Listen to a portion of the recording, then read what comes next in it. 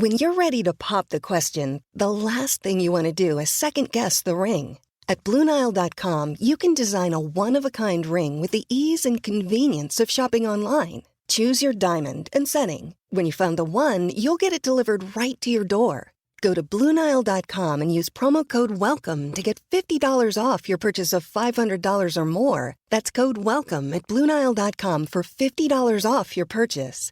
BlueNile.com, code WELCOME. When it comes to teaching kids and teens about money, practice makes perfect. That's where Greenlight comes in. With a debit card and money app of their own, kids learn to earn, save, spend wisely, and invest. Parents send instant money transfers, create custom chores, and automate allowance, while kids track their spending, set savings goals, and practice money skills they can use today and for life.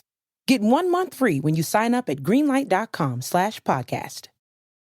Looking for a fun way to win 25 times your money this football and basketball season? Test your skills on Prize Picks, the most exciting way to play daily fantasy sports. Just select 2 or more players, pick more or less on their projection for a wide variety of stats, and place your entry. It's as easy as that. If you have the skills, you can turn $10 into $250 with just a few taps. Easy gameplay, quick withdrawals, and injury insurance on your picks are what make Prize Picks the #1 daily fantasy sports app. Ready to test your skills? Join the Prize Picks community of more than 7 million players who have already signed up. Right now, Prize Picks will match your first deposit up to $100. Just visit prizepicks.com/play100 and use code play100. That's code play100 at prizepicks.com/play100 for a first deposit match up to $100. Prize Picks, daily fantasy sports made easy.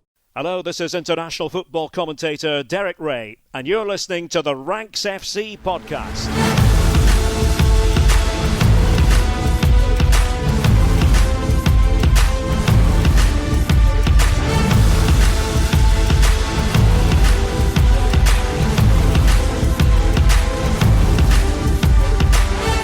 Hello Rank Squad and welcome to Ranks FC. This is your favourite football podcast back again for another week. My name is Jack Collins and I'll be your host today. And joining me as ever is the Rank God, Mr. Sam Sai. How you doing, mate? Hello, mate. Very well, thank you. How was your birthday? Yes, very good, very good. I had a big old birthday yesterday, so I'm looking forward to my week of celebrations. To be honest, it's a month of celebrations, as we highlighted in the show before. But yeah, this is the big week, so I'm excited. Having a wee party on Saturday, so that's going to be lots of fun. Looking forward to seeing you boys in the flesh for the first time in ages. Oh yeah, that'd be nice. We don't get to do that very often. Yeah, exactly. I see Dean quite a lot, but I don't see you very often, Sam. So that's going to be nice. And our transfer guru, Mr. Dean Jones. How you doing, mate? Yeah, I'm good. I'm looking forward to that, actually. Yeah, that is true, actually. We're going to all see each other in flesh. I see you. I don't know when I last saw Sam. Probably on our trip. I probably last saw you in Spain. Probably, yeah. Spain. That's mad. That's absolutely It is quite mad. That was months ago. Indeed. Such is the world that we live in. That's before the World Cup. Yeah. We've had Christmas and New Year all since. Yeah, exactly. It's a strange old place. Crazy. Like worse than lockdown. Indeed. Right. I mean, look, I've got a birthday gift for everyone. I know this isn't really how birthdays work, but I've got one anyway. Okay. And it's that we've activated free trials on our Patreon. So if you haven't come to join us on Patreon, there's a month free trial going on at the moment. You can see what we're doing over there. The 2 extra episodes a week. Ask us the questions on our Monday post box, which covers all of the Premier League. It covers a lot of Europe. This week we covered a whole load of MLS as well. It's a real ride, the post box. It goes through most of the world's football in so many ways, and so we'd love to have you with us. Yeah, honestly, I think you're all going to love it. Like, come over. Patreon didn't used to do trials, basically, so we've never been able to offer this before, and they've just recently added this feature to the app. We've got a loyal Rank Squad Ultras army who are with us over there, and it seems like everybody's loving it. There's proper involvement, so we'd love you to come over for this month and just see what it's about. Get as involved as you want. Like, if you just want to listen, just listen. If you want to get involved in the chat, if you want to send us messages on there, then you can do. We look ahead, we look back. There's loads of nonsense in between. We'd love to expand that. So yeah, please come give us a try. It'd be great. Absolutely. Well, that's basically my thing we love. It's not really, but it is my thing we love. For it's everybody today. else's thing they love once they start listening. Yeah, hopefully. Exactly. It's all the patrons' things we love. Link in the description, by the way. Indeed, the link is in the description. Dane, let's start with actual things we love. You're going to kick us off? Yeah, now one of our newest listeners will be Harry Maguire, I'd imagine. He has quite a bit of spare time these days. But the thing I love is Harry Maguire lifting a trophy at the weekend. What a man. I mean, he deserves his moment. And he did look very happy as he stood up there with Bruno Fernandes and he lifted the trophy. He only played 2 minutes of the game. He was brought on for the moment, really. It was a little bit John Terry coming on full kit. But Harry Maguire is an important member of this Man United squad. He is the club captain.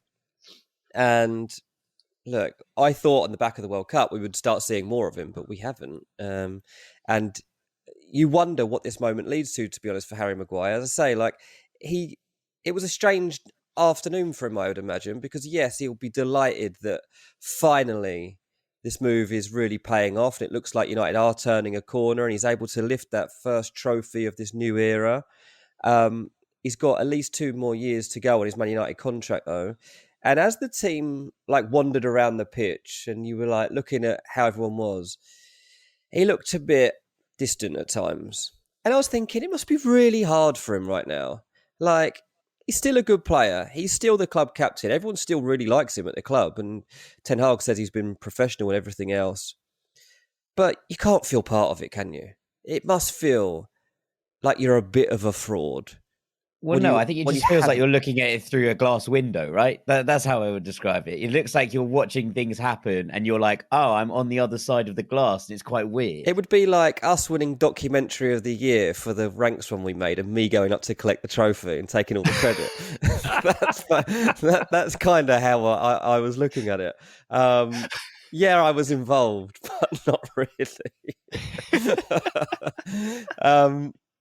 But yeah, I mean, what does Harry Maguire do from this point is what I was thinking on the back of the Carabao Cup, because he can't really stay, can he? I mean, where does he go? What level is he at? It's a really, really difficult time for him. He might decide to stay for another year. But long term, Harry Maguire's not getting back in this team. Not especially when you see the partnership now between Varane and Lisandro Martinez and how that side is evolving with them as the bedrock of it, with Casemiro in front of them. United are moving on fast. And if Ten Hag hasn't trusted him to this point, I can't see that he's suddenly going to change his mind and push him back in there. So, yeah, I loved that Harry Maguire got his moment. And I'm intrigued about what happens from here. Does he lift 3 more trophies this season for Man United? Maybe. They could win a quadruple. But more than that, what's he thinking? What's his career path from here? Yeah, it's very, very interesting, isn't it? You kind of look at the teams around United in the table and you're thinking, Newcastle, Tottenham, are these places that Harry Maguire could end up? I don't think that's implausible. I think he's probably there or thereabouts. I just can't see him being part of Ten Hag's kind of core system at United. And that's no slander on his ability as a player. Obviously, there was controversy a couple of weeks back with Sam's position of Harry Maguire in the captain's rankings. But yeah, I still think he's a good player. I'm just not quite sure he's quite good enough for a title challenging team. And I think we're seeing that play out in real time, basically. The thing is, he's not playing right now, but he's part of a good squad, part of a good dressing room at a massive, massive team. So if you're moving clubs, you're moving to play every week. So he's obviously not going to be going to Arsenal or City or whatever. That's just not going to happen, right? And he's not going to be going to Liverpool either, because he's not going to try and fight for his place with Ibu Konate and Virgil van Dijk. So you do start to look at where he would actually play. And I genuinely question whether or not he can really force his way into this Newcastle team, given how good Botman and Schär have been. So Fulham. He could replace Tim Ream down. He could be a long-term Tim Ream replacement. Yeah, I would love that. He's a £40 million buy though, isn't he? Probably 30-40 million. I don't know what they're gonna lose on him. It's going to be a lot, but he's still going to cost the next club if he leaves 30, 40 million. We've talked about it big amount of before money. in terms of him going to Italy, and that we thought that would actually be a real nice thing and somewhere where he could rebuild himself away from maybe the glare of the media lights. I mean, I know that we're not doing any favours by having this discussion, but it's just generally, I think it's quite a nice... Yeah. But most clubs outside the Premier League have not really had this much money to spend in the last year. We saw the spending figures, the comparison between Premier League and everybody else. January, summer, last 12 months, last 24 months.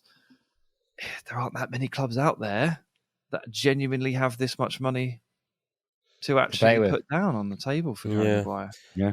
And I don't know if I was thinking, maybe they could loan him out. I don't know if they would benefit from that, though. If you let out your club captain on loan, you don't have that player to call upon anymore. So you've still got to replace them in the squad because you're going to need another figure. So, yeah, tough one for him. But, come on, Harry Maguire. Come on, Harry Maguire.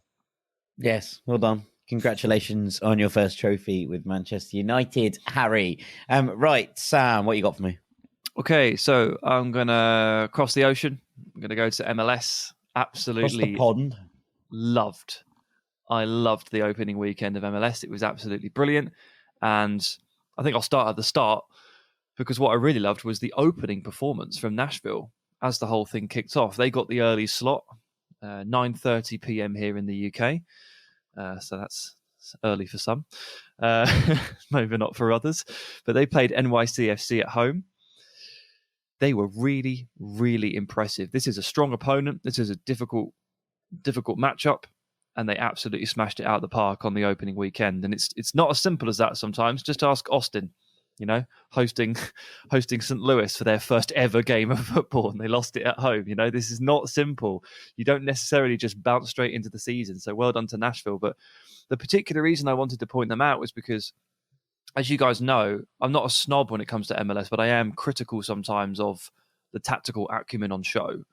And we have to accept and embrace the fact that it's a league that is quite literally built as an entertainment industry, and it prioritizes goals and attacks. It's also in its infancy still. It's what? 30 years old? 30 years old. Yeah. This is still a kind of very, very new entity in terms of where we're talking in the world of football. Yeah, it's younger than most football clubs on the planet, in terms of in Europe and stuff. So it's very young, but we accept that it's built to entertain. We accept that it's built and geared towards goals per game and excitement. It's American. Of course they're going to do that, but all that means is that a performance like Nashville's at the weekend stands out even more strongly for me. Because it was a clean sheet, it was a really strong defensive performance. There was some really good counter-pressing early on and great energy. And the way they counter-pressed NYCFC and really didn't let them out was really impressive. And then a little bit later on, when they had to sort of drop in, the defense was super disciplined. The tactical setup was spot on. And then late on, they 1-0 up. New York are trying to put together a bit of pressure, and they bring on 2022 MVP Hani Mukhtar, who just runs 50 yards through the entire team and tees up a second killer goal. And it was just a masterful game plan, really well done. But what I saw was a really, really well coached team, and I wanted to sing their praises. Do either of you know who coaches Nashville? No. Gary Smith. Oh, Gary, yeah. Yeah. Product of the Fulham Youth Academy. Smithy. Yeah. One appearance in 1985. Oh, even I didn't see that one. Then he got released. I was going to say, I'm afraid it's before my time. Dean might have been there. No, I wasn't at Cottage then. No, but he's a product of your youth academy. 4 years. 4 years at Fulham, one appearance, and then I think he got released and went to Colchester. Oh. Not the most stellar playing career. I can't imagine our youth academy was much to shout about in 1985. Well, you were in it, weren't you? No, I mean, I wasn't even in it until about, 15 years after that. But anyway, Gary Smith doing some good work. Nashville doing some good work. Really impressed. Wanted to shout it out. Well, shouts out Gaza, Smithy, my guy. Another Fulham man doing beautifully. Right, I'm going to round us off. And normally I think here at Ranks FC, I can speak for all of us. We don't hugely condone matches being delayed due to missiles being thrown onto the pitch by fans. But I'm going to make an exception to that rule this week, because the thing I love is what happened at Besiktas this week. We saw Besiktas play Antalyaspor. I will be honest, it wasn't the most entertaining game that you're going to see this season. But the big news story, the big headline that came out was that the game was delayed due to an absolute onslaught of toys being thrown onto the pitch by fans of both teams to donate to victims of the earthquakes in Turkey and Syria. The game was literally halted. The game had already started when this happened. We see this, obviously, I believe it originated in the Netherlands. We talk about it happening at Betis quite a lot as well, but this felt incredibly poignant and incredibly topical. And I just wanted to shout out the fans of both clubs. It was called This Toy Is My Friend. I think it's how it exactly translates. And some of the toys are huge. They're like, how did these get? They're like bigger than the fans themselves. They're like the biggest toys I've ever seen. And there were just thousands and thousands of toys on the pitch. There were scarves and hats as well. But they're going to be given as gifts to children in the regions where the earthquakes have hit hardest. So I just wanted to shout out the Besiktas and Antalyaspor fans for a really lovely gesture, and obviously our wishes with everybody affected by the earthquakes. Just a really nice gesture, I thought. Very wholesome. It very, does very remind nice. me of talking about Fulham back in the day. I think I've mentioned this before. So like mid to late 90s, Fulham had no money until Al Fayed came along, and we were literally scraping the barrel to try and pay people and save the stadium. And I can remember they used to walk around the pitch with this massive sheet, basically, and to donate money, you would throw coins from the stands onto the side of the pitch. It was lethal. Toys sounds like a much better idea because they're soft. And I can remember, obviously, like I was a kid at the time, and you would like throw coins at people's heads. And then they were just like, everyone down the front was like holding the back of their head because they're like terrified of getting hit by all these coins. They're just raining down onto the pitch as someone's like scrambling to throw all their loose change as Fulham collect up all the bits and pieces to try and save up enough to pay the players, I think it was. But yeah, definitely toys sounds like things have moved on, and that was never a good idea. They should have just had someone with a pot as you were walking into the stadium, not launching coins. 100%. Less fun though. It was good. I remember the old days were good. I remember this happening at Brentford as well. Like, it must have been 10, 15 years on. Obviously kicking around there when I was young, and they basically were just the team up the road. Obviously kicked around in their centres of excellence for a while, and it was, you just go to Brentford games, and yeah, they used to walk around with a sheet. That was a thing that used to happen. So there you go. Goodness. That was before concussion protocol. Glad that's not happening anymore. Safety. But I'm equally glad that this gesture happened at the weekend, because I thought it was really lovely. And that concludes things we love for this week. We'll be back after the break. Don't go anywhere. For the ones finding new ways to ensure the job always gets done. For the ones wearing many hats. For the ones who are hands-on, even from far away. And the ones keeping business moving forward. We are Grainger, offering professional-grade industrial supplies, plus real-time product availability and access to experts ready to answer your toughest questions. Call, click Grainger.com, or just stop by. Grainger, for the ones who get it done. Welcome back to Ranks FC. It's time for our main segment. And Sam, you're going to be leading this week. Now, often you're leading things with a ranking. This is going to be a little bit different. Yeah, it's still a ranking, but it's a ranking of questions, which I'm then going to ask you two the answers for. I've basically been perusing the top European leagues over the course of the last couple of days, looking at the tables, looking at the players, trying to figure out how this season is going to shape up as we enter the kind of like the final third. And turns out, actually, based on all of that research and taking a look at the lay of the land, I've got some burning questions. So I've got 5 burning questions. I will ask them, and I will demand answers from you. Sounds fair? Yeah, why not? Let's mix it up, shall we? I'm a bit worried. Wonderful. Okay. No, you'll be fine, Dean. Don't worry about it. As Jack, I'm worried about. Right. Number 5, starting at 5. Who will finish with the lowest points total in Europe's top 5 leagues this season? I'm going to ask you to pick from 3 different options. Okay. Option number 1 is Angers in Liga. They have 10 points. Option 2 is Cremonese in Serie A. They have 9 points. And option 3 is Elche in La Liga, who also have 9 points. Now, the reason I ask this question is because I was looking at the tables and looking at the points tallies, and we've played about 23, 24 games this season. And these points tallies feel pretty damn low. I thought that's actually quite embarrassing. So I thought, all right, I'll have a look at where these clubs were or what the bottom of the table looked like at this point in the season last season. And true enough, these 3 are really stinking the place up. I mean, take France, for an example. Angers on 10. The worst team in France after 24 games last season was Bordeaux. They had 20, double the points. It's ridiculous. I mean, most teams, even outside of that, were probably on about 13, 14, which I appreciate doesn't sound like a lot more than 9 or 10. But when you've only got 10 after 24 games, actually that is quite a lot. So Angers, Cremonese, Elche. Who is going to finish with the lowest points tally? And genuinely, are they in for a historically bad season? I mean, of those teams, Cremonese, I believe, are the only one that haven't won a game. Their 9 points come from 9 draws. So lovely stuff. That's not great. Brilliant. They are also in the semi-final of the Coppa Italia, which makes absolutely no sense whatsoever. Focusing on the cup. Well, they are focusing on the cup. They want to be playing in Serie B and Europe clearly next season. That's the idea. The old Portsmouth. The Cremonese squad just isn't that bad.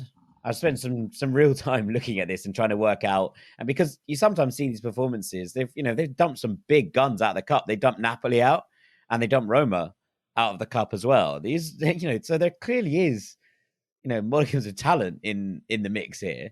They also have a game in hand.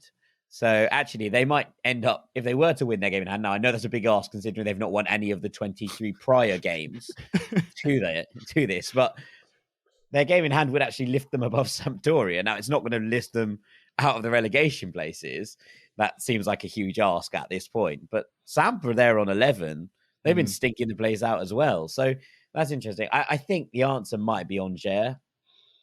And it's really weird because last year, Angers were really fun. They started like a train, if you remember. They absolutely flew out of the blocks.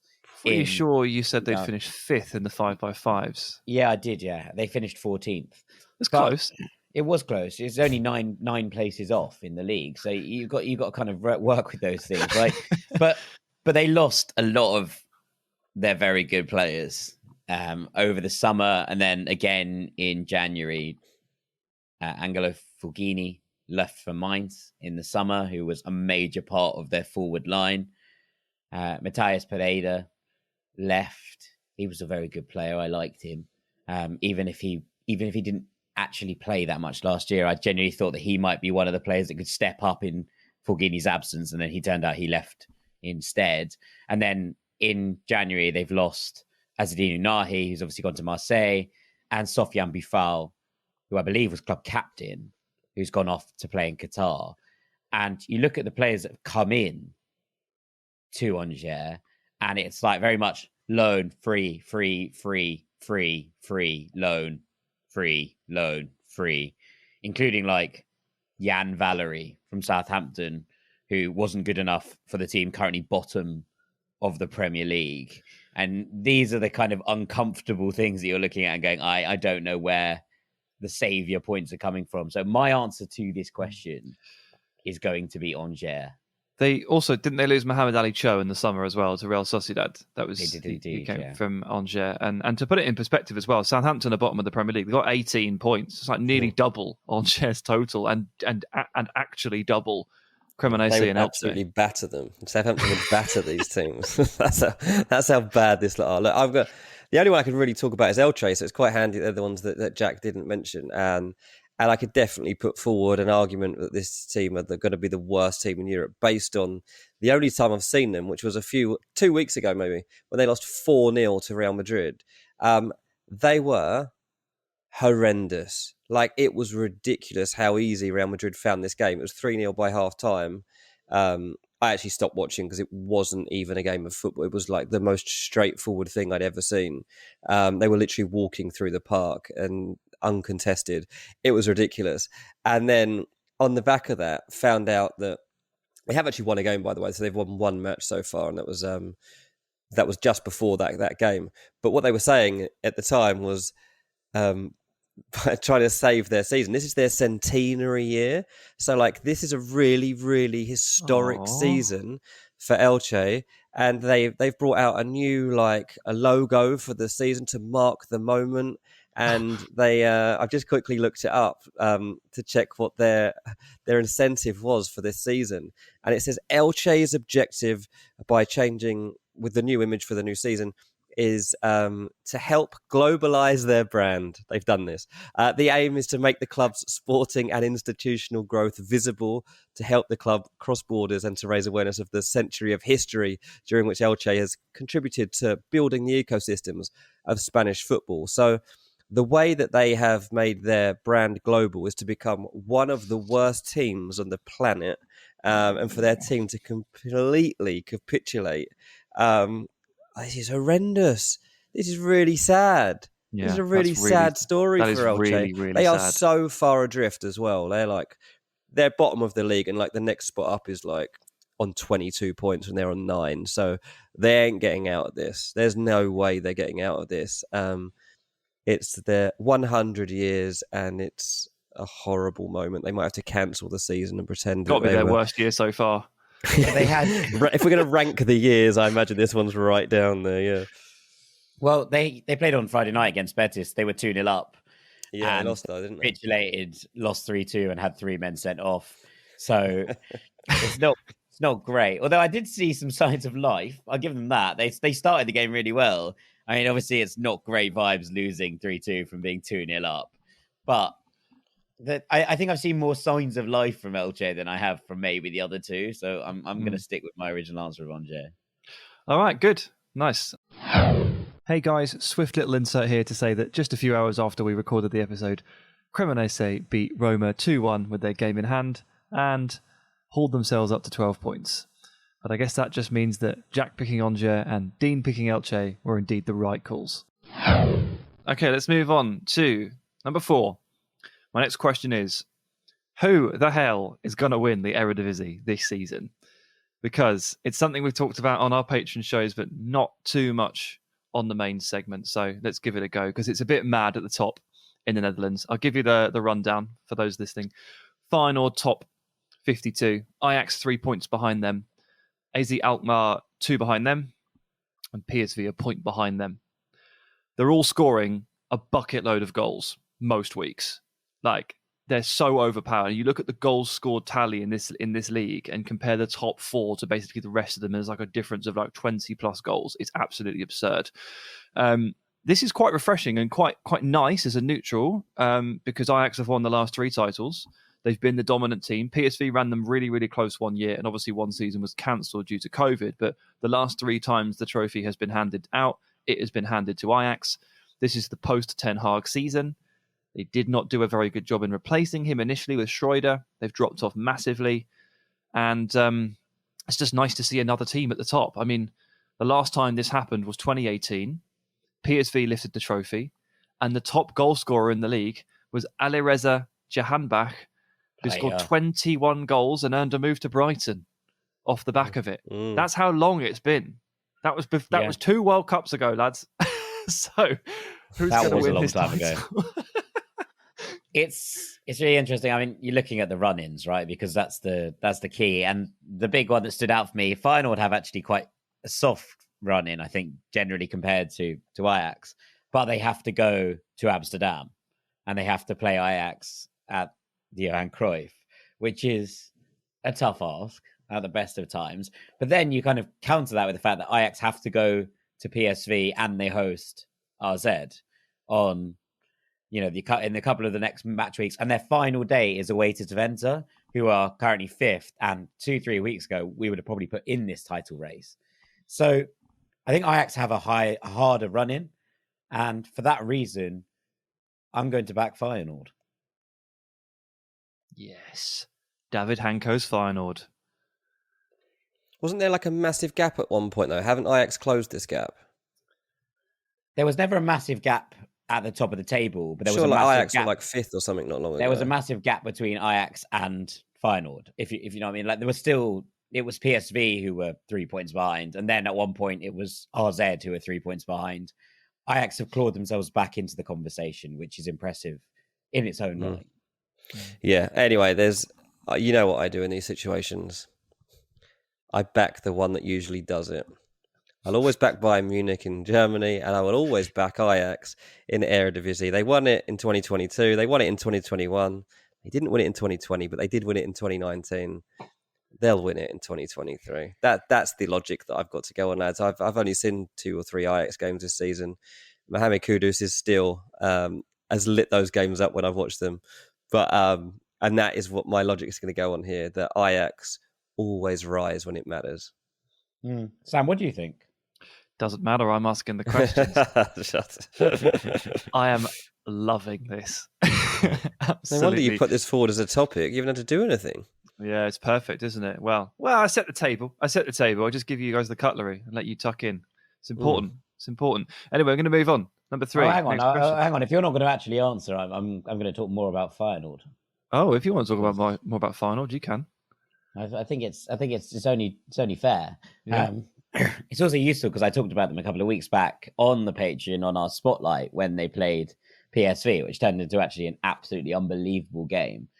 But I just quite like how Arne Slot's working with this team, right? I really think that the way that they've set up, and you know, you spoke at the top of the pod about defensive impetus and the way that teams can, you know, when it's impressive when teams can just hold the fort. And I think that Feyenoord have been really quite impressive defensively as much to anything else. Like they have almost the lowest goals conceded in the division. And that's to do with this kind of back five, which is Justin Bijlo in goal, Geertruida and David Hanko, who are both fullbacks to begin with in their careers and have become this really cool centre-back partnership that has the ability to overlap and underlap as well.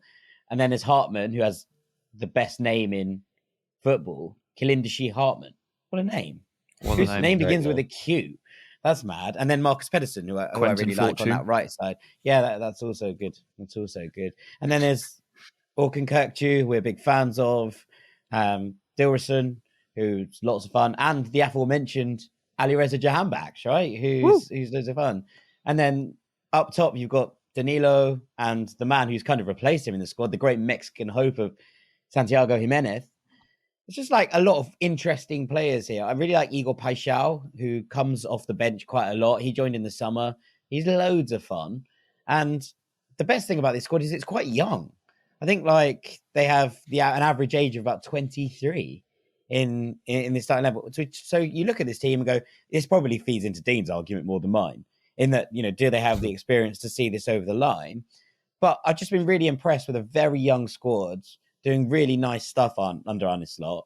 And I hope that they go on and do it, I'll be honest.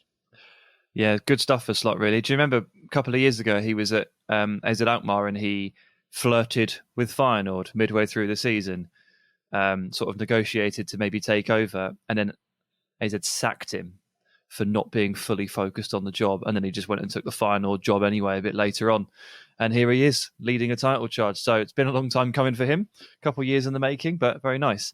I mean, look, I think I would go for Feyenoord too, but mostly because I want it to happen. That's what I really want to see. And I will now move us on to the next question, number 3. Will Napoli start to rotate their squad? No. To be fresh for a Champions League win? Because they're so far clear at the top of the league now, it's actually ridiculous and very funny. They are 18 points clear at the top in Italy. I mean, that is just ridiculous. There is no title race to speak of. There's a great race for the top 4. Amazing. This is going to be so good with 5 or 6 teams in the mix. But Napoli are going to win the league. And it's basically about when Luciano Spalletti decides to just call time on it, you know, when he sticks his finger in it and goes, we've won it now. Because he's going to, at some point, his squad selection must show that he thinks the title is done. And they're on for a record, aren't they? That's the other thing that you kind of maybe aren't considering here. How many points they need for a record? 102, I believe. God, that's a lot of points. So many points. I mean, it's 37 of 39 from the last 13. So it's 37 of 42. Sorry, I apologize. So what's better? Serie A record and fall in the Champions League at a respectable quarter-final stage, or European double? I mean, clearly it's the double. And I'm not going to lie, lads, like, the more I watch them, the more I'm like, they can do it. We sit here and we talk about the flaws showing up in how many different clubs, the usual suspects at the very top of the game. We look at PSG and we ask, why we talk about their limitations. We look at Bayern Munich and we talk about their fractured form.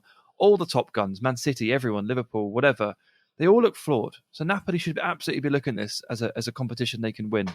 And in order to do that, in Europe, in order to do that, they're probably going to have to start spelling out the minutes for some of the key players, which is something they just haven't done this season. They've been incredibly consistent. Consistency has been the name of the game for them. Results-wise, yes, but performances and selection, it's all linked. You look at the list of appearances. They played 24 games. Obviously, Alex Merritt has played 24 in goal. Di Lorenzo has played 24. Kim Min-jae, 23. Lobotka and Gisa, 22. That's 2/3 of the midfield. And then you've got a whole collection of players, Zielinski, Kvara, Osimhen, Rui, Rahmani, all between like 16, 17, 18. That's like the whole team. That's their 11, right? That they just always play. They will have to start rotating at left back because Mario Rui's got a 6-game ban. I mean, Oliveira is better anyway, so it's fine. But at what point, genuinely, do they put the flag up and say this title's done?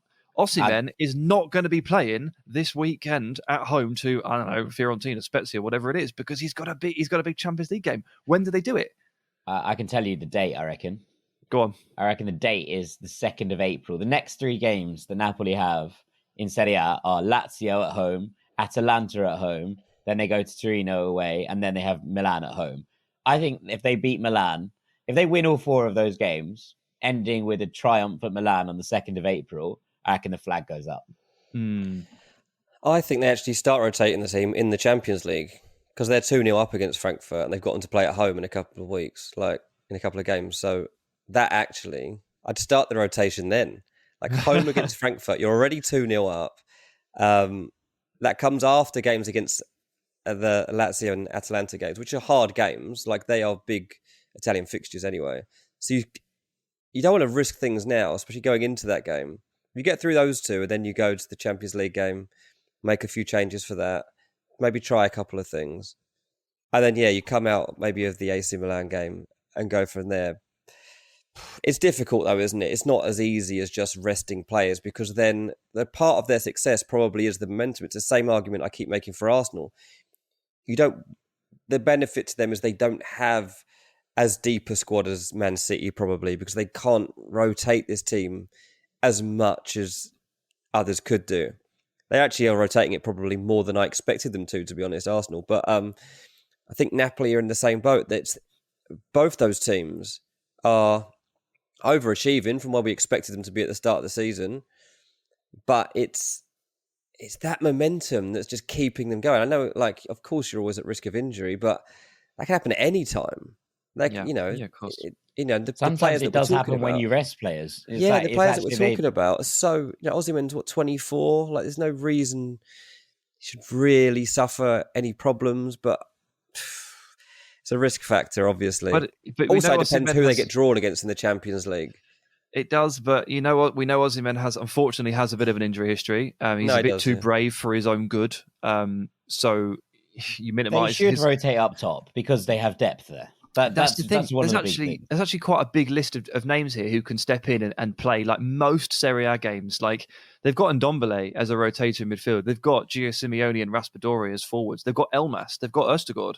They've got Juan Jesus for defence. And they've got Diego Dema, who never plays, but is fine. He's completely and utterly fine. You've been saying this for like 5 years and we haven't seen him play any football. He will be fine. They're all fine. So they've got like, what's that, 6, 7, 8 names or something like that they can bring in.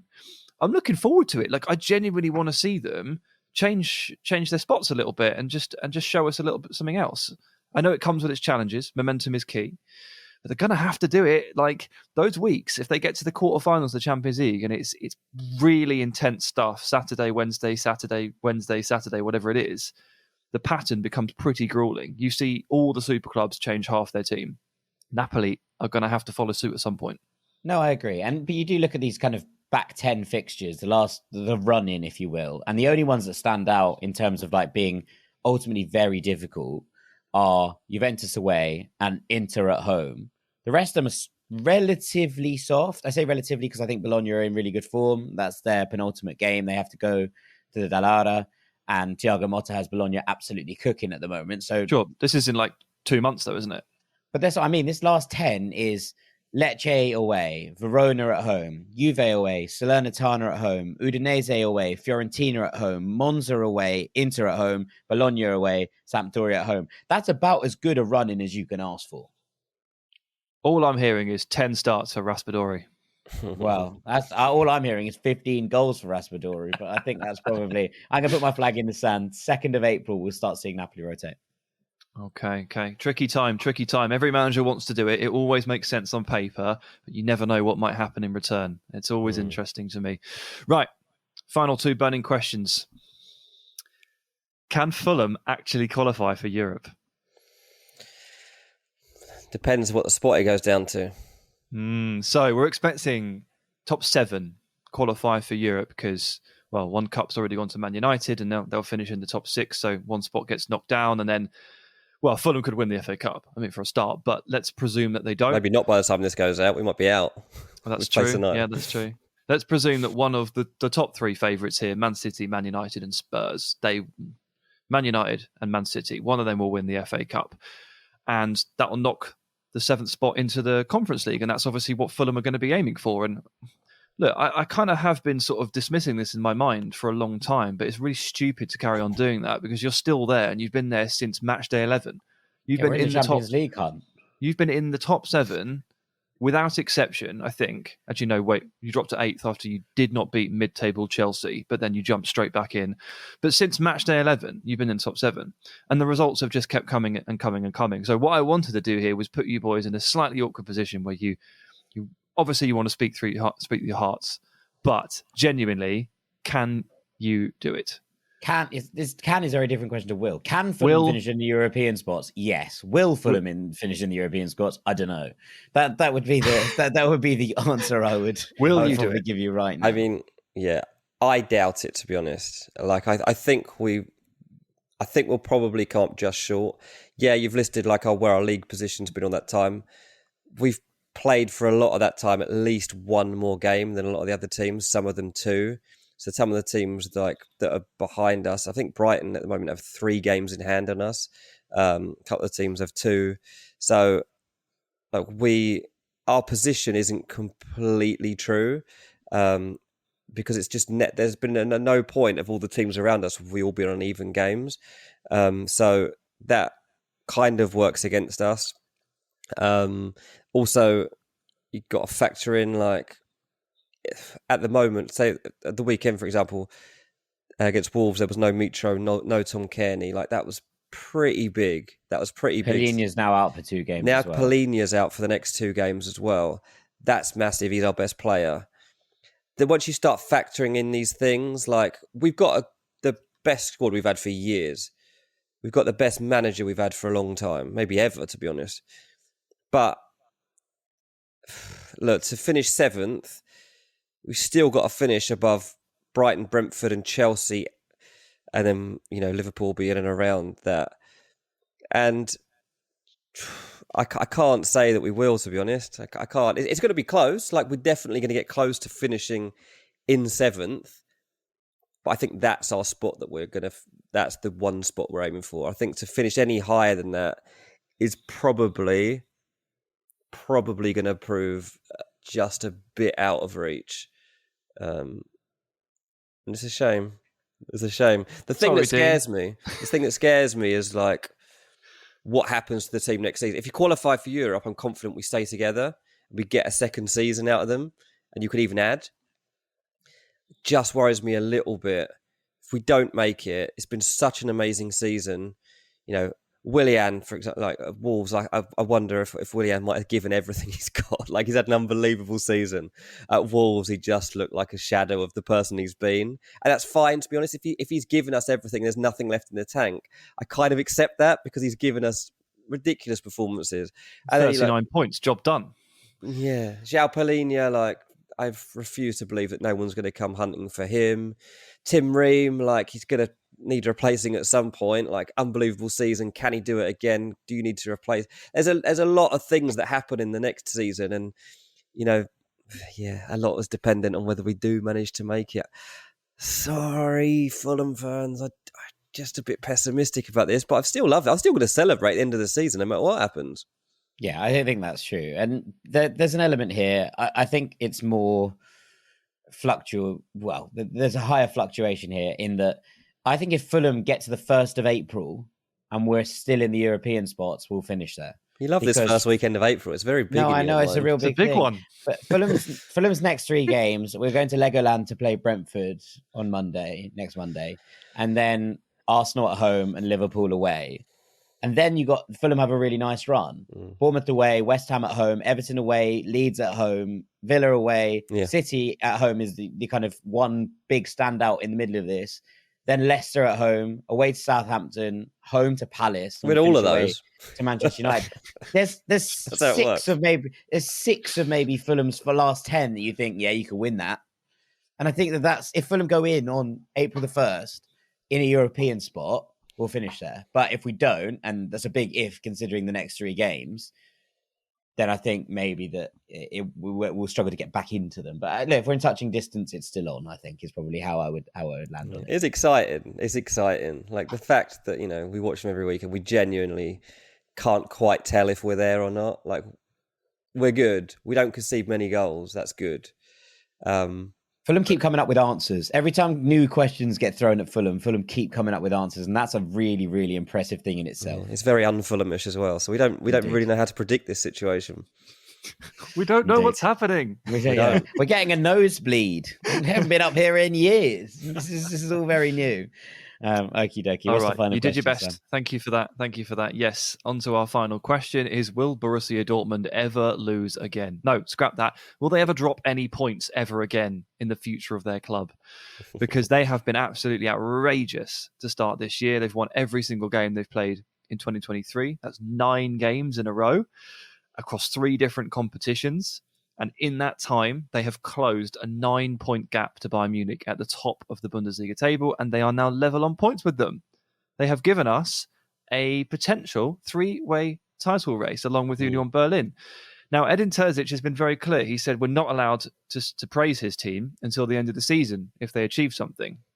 It's very difficult to stick to that when you win 9 games in a row, barely conceding any goals, and rack them up as well in certain scenarios too. Look, obviously, to answer my own stupid question, there's a time where they will not win a game. But doesn't it kind of feel like the best Dortmund have been since maybe Pete Klopp? Yeah, definitely. That definitely feels like the case. I'm going to shock everyone here by talking about the first weekend of April when they play Bayern away. I'm telling you, that's the biggest weekend in football history, the first weekend of April. Wow. That is unbelievable. Everything goes down on April 1 or 2. That's how it's going to work for this season. That's when they play Bayern in Munich. But the next couple of games for Borussia Dortmund are difficult. It's Leipzig in the league, then they're away to Chelsea in the Champions League, then it's the derby against Schalke, and then a week after they play Cologne, they have Bayern away. And in that, you'd imagine if they do get through this tie against Chelsea, obviously we'll know that next week, then there'll be more Champions League games. Then they have a quarterfinal in the Cup against Leipzig. Then they play Union Berlin at home. It's like everything is like stuffed into this period of the season. This is a big test now of Dortmund's actual credentials, I think. We've got to the point where Dortmund have done really well to close the gap. It's been very, very impressive. There's been some massive results in here. But you actually look at this since he came back from from the World Cup break, and you look at it and go, okay, these are games that Dortmund have done really well to win and get into a rhythm. But there are, these are mostly games you'd expect them to win. now it gets into the kind of point of being like, right, these are now the games that test you at the top of the tree. And I think this is where we find out if this is a really good run against weaker sides, or if this is Dortmund returning to being the real deal. Yeah. But mate, it doesn't matter if all the games are winnable. 9 in a row is absurd. It's like to pull all of those off. I'm not trying to take it away from it. It's a massive achievement. I'm just pointing out that it's slightly different to what we're about to see, I think. Yeah. So to answer your question, they will drop points again in the class. I've answered that question, I think. Yeah. The real question is, can they, like, genuinely, will they win the title? I'm starting to think, not that this is my question to answer, but I'm starting to think, yes, I'm starting to really believe in them. The problem is that's when buy and kill you, isn't it? Yeah. When you start to actually believe you're going to win it. We haven't seen Dortmund like this for such a long time that it's hard to believe in it.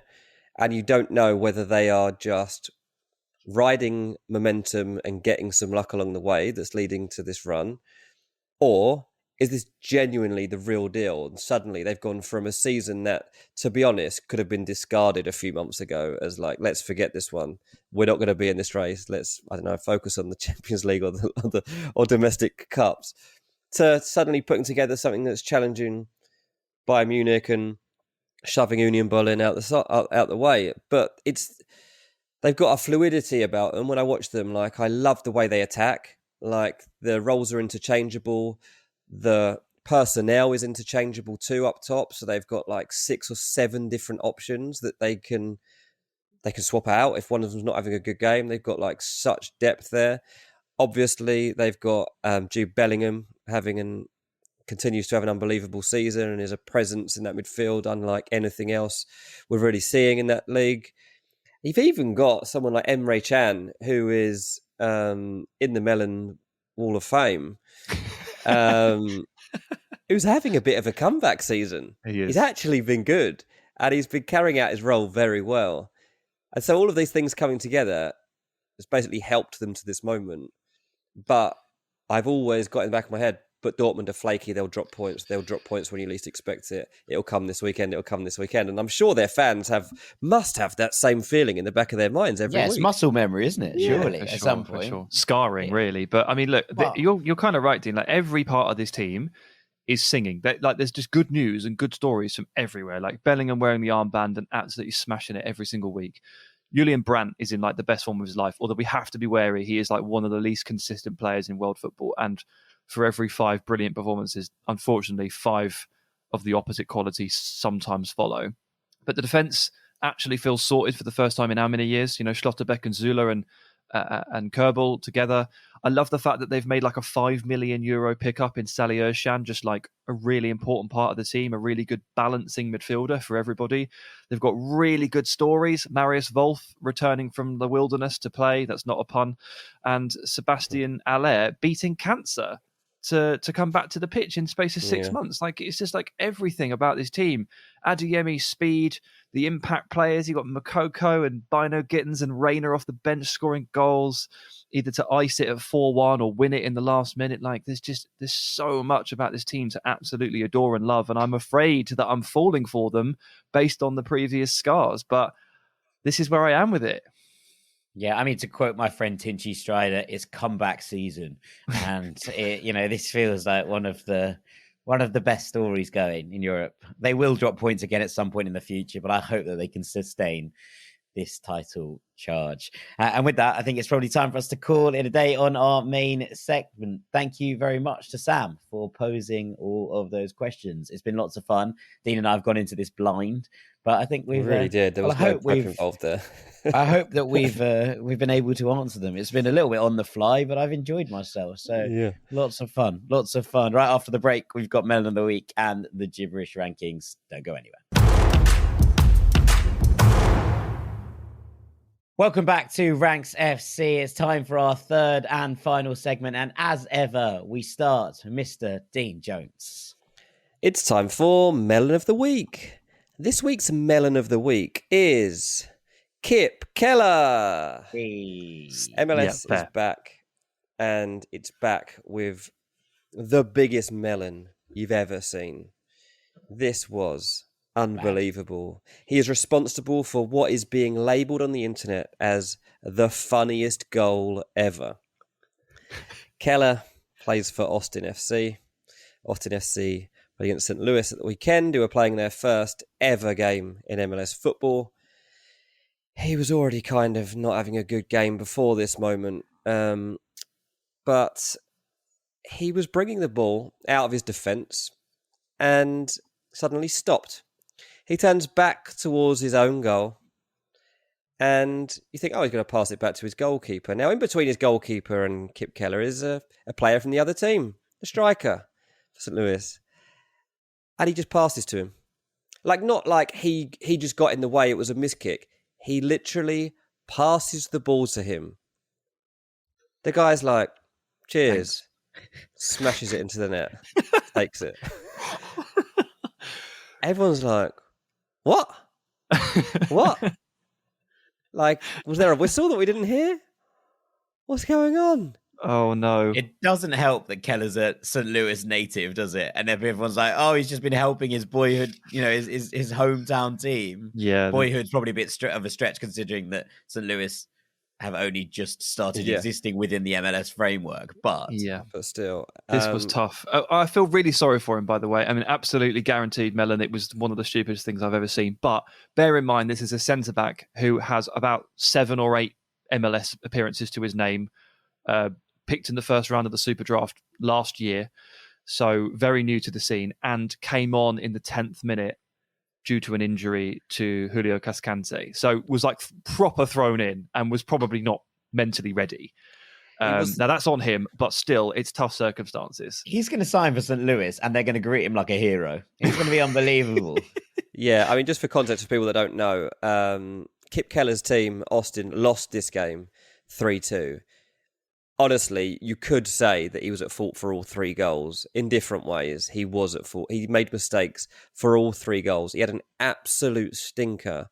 But this particular error was, I honestly think it's one of the worst errors you'll ever see on a football pitch. It's unbelievable. Nobody who is listening to this podcast that's ever played football would have made this pass. No way.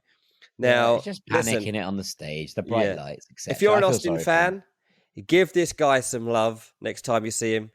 Whenever he plays next, if he plays again, and whenever he plays next, cheer his name, get behind him, because he's gonna need that.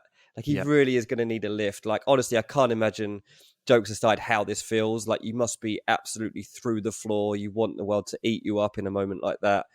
And then the fallout from it, honestly, it must be bad. So it's probably in a tough spot right now. It was so Mellonish, I couldn't ignore it. But I hope he bounces back. I genuinely do, and I'll be keeping an eye on how things go. Indeed. Even the biggest melons can redeem themselves. The Ranks FC motto that I've just come up with. They really can. Yeah, they can. I've just talked about that with Emre Can. So translate that to Latin and stick it on a shield. Yeah, there we go. Sorted. Right, Dean, shout out of the week. Yeah, this week's shout out of the week is John. He gave us a 5-star review. John's from America, says, thanks for inspiring me. That was his subject name in the review. And he says, hey, Dean, Sam and Captain Jack, I hope you're all doing great. I've been a listener since deep in the BR football ranks days and wanted to reach out and give you the 5 stars that this pod deserves. You guys have been my number 1 pod for soccer since my first listen and have remained so ever since. In fact, my friends and I enjoyed listening to your pod so much, we thought we would give it a try ourselves. So a few months ago, we started a Twitter, a blog, and a podcast called Footy Banter, and have been having an absolute blast every week, hopping on our weekly Zoom call, having a beer or two and chatting about the beautiful game. We can only hope to be as good as you all are one day. God, I don't say that word very well, do I, in English accent? As you are one day. So thanks for the constantly great content and for being a great inspiration to me and many others. Cheers. No worries, John. I think I've actually seen this. I think he sent me this before and I've actually had a listen. But it's great. I love it when hearing people just starting random pods and stuff. And you never know where this stuff goes. So do keep up with it. Don't stop just because... you feel, not enough people are starting to listen to us. Keep plugging along. We're still doing exactly the same thing in our own situation. You just keep going and plugging along and hoping that along the way somebody hears it, really likes it, and actually has some money to stop paying you along the way. So keep going, John. Thanks for the 5-star review. We really appreciate it. And please, everyone, do. We had a few in this week, so thanks for that. But wherever you do listen to the pod, if you could give us a 5-star review just before you click in the description to start your Patreon, that would be absolutely spot on. Indeed. Right. That is the gibberish siren. Sam, what you got for me? Oh, I'm going to put you on the spot again. I need you both to look at your phones. I've just sent you something. Sam has sent us a message saying you're in an arena with 50 hawks, 10 crocodiles, 3 brown bears, 15 wolves, 1 hunter with a rifle, 7 buffalo, 10,000 rats, 5 gorillas, and 4 lions. Pick 2 to defend you. The others attack you. The goal is to survive 1 hour. I'm going to hope you're at least going to start us off with your choices, Sam. No, I'm not. I'm really not doing any work this week. This is really you've gone for the old step back. I'm just asking questions. I mean, look, you can scythe your way through this list, and I think what's important really is we start by ruling the useless ones out. So you pick 2 of those to defend you, and the others attack you, and you survive an hour. I don't think that crocodiles are going to be particularly helpful. No, I don't either. They're too slow. They're too slow. They only move in a forward direction, apparently. And I think they're quite lazy as well, aren't they, really? They're proper lazy. I don't think the 10 crocodiles are going to do too much for you. I also think 7 buffalo would be mostly useless. Maybe you could use them as a human shield. Yeah, that's what I was thinking. Shield, could you build yourself like a meat wall? Maybe turn them into, buffalo burgers. They're nice. An Erling Haaland meat wall. Yes, maybe. And I think the 4 lions, as vicious as they are, it's just not the most appealing one. What I can't get away from here, guys, is 10,000 rats. That is a lot of rats. It's a lot of rats. It's an overwhelming amount of rats. Yeah. Bear in mind, you can deploy them tactically. I think we have to start with the rats. It's just so many rats. It's so many, yeah.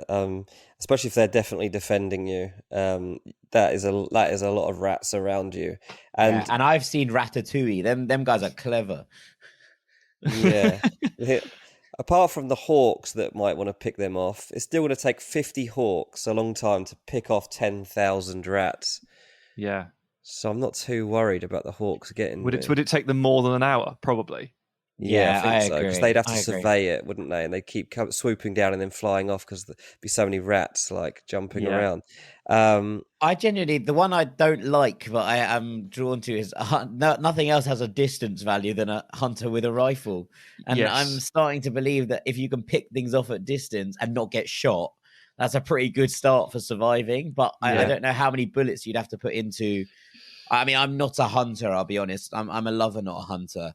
And I don't know how many bullets you'd have to put into something like 3 brown bears or 15 wolves in order to actually get rid of them. Like, how many times do you have to shoot a gorilla? Properly. Yeah, one good shot, I'd say. One good shot. But I think you're onto something there. I'd say that the distance threat of the hunter with the rifle is a massive concern. And while he probably doesn't really do a lot for you, he is a massive, massive threat to you. Yeah. Because he's not going to be able to shoot 10,000 rats, and he's probably not going to be able to shoot 50 hawks. They're going to swoop down on you. So having him is useless, but he is a massive threat. So I think you're going to need to employ some ducking and weaving and dodging here. I don't think you want him, but you're going to have to dispose of him. So I wonder if I think you take that. I think you might take the rats and the hunter. That's genuinely, I think, what I've come to the conclusion of. And just try and pick off the big guns as soon as you can with the rifle, and then let the rats do the old distraction job at the same time. And then just run. No, but the hawks airborne swooping down. The hunter can't take care of 50 hawks at the same time. He'll be overwhelmed immediately by hawks. Punch them though. He could no. You could punch the hawks off. Hawks couldn't do that much damage to us. 50 hawks. Yeah, they're not coming down at the same time. 8 hawks would rip you to pieces. Yeah, I'm not worried about that. I think it's 50 hawks and 10,000 rats. Although, actually, I do remember the time a pigeon nicked one of my chips in Brighton, and that was quite scary. seagulls, mate. When they go for you as well, they're seagulls. Imagine that. I got to buy a pigeon of all things in Brighton. But... Imagine that. The Atlanta Hawks are quite rubbish though in the NBA, so maybe they're not particularly dangerous. I don't know. I personally, I'm going for the Rats and the Hawks. I want the airborne threat. I want the mass volume of the Rats. I want possibly to put the Rats on the Hawks' back, and then the Hawks swoop down, do double aerial assault using a rat. I'm definitely having the bloke with the gun on my team. I'm going Rats and Hunter. I'm afraid. I don't want the bloke shooting me. He's definitely going to kill me. So do you know what? This question was asked to, or someone on Twitter decided to ask ChatGPT, our old friend. Yep. What the AI would do, and I think the AI got it horribly wrong. They picked buffalo, or it picked buffalo. Maybe it wanted the meat shield we were on about earlier. It said buffalo are large and strong animals known for their powerful horns and sturdy bodies. They're unpredictable and can be aggressive. I think they would be a formidable defense. And he also chose the gorillas, which are 5 gorillas, like if they're big silverbacks, fair play. So that's what ChatGPT went for. And then the person that asked that question responded. It said, okay, we're 5 minutes into the battle. The hunter has taken out of your useless buffalo. You're left with 5 gorillas to fight off 50 hawks, 10 crocodiles, 3 brown bears, 15 wolves, 1 hunter, 10,000 rats and 4 lions. How do you feel about your original decision? And ChatGPT said, as a language model, I do not have feelings, but I do understand that this situation has become much more challenging. Losing the buffalo as a defense has weakened my position considerably, and the remaining gorillas may not be enough to fend off all the other animals.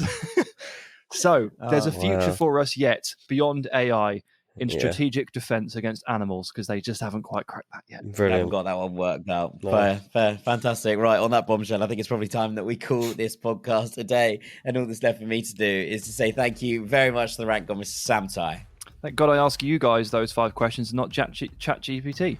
Exactly. We learn something new every day. Thank you very much to our transfer guru, Mr. Dean Jones. Cheers, mate. I've been Jack Collins, Knave of Hearts. Thank you so much for listening to Ranks FC today. Remember, you can get a month free trial with the Patreon in the link in the description. We'd love to have you over there to check it out and see what we're up to on Mondays and Fridays, those 2 extra podcasts every single week. And we will see you very shortly. Take it easy, gang. Peace. When you download the Kroger app, you have easy access to savings every day. Shop weekly sales and get personalized coupons to get the most value out of every trip, every time, whether you shop in-store or online. Download the Kroger app now to save big. Kroger, fresh for everyone. Must have a digital account to redeem offers. Restrictions may apply. See site for details. Save big on your favorites with the Buy 5 or More, Save $1 each sale. Simply buy 5 or more participating items and save $1 each with your card. Kroger, fresh for everyone. When it comes to teaching kids and teens about money, practice makes perfect. That's where Greenlight comes in. With a debit card and money app of their own, kids learn to earn, save, spend wisely, and invest.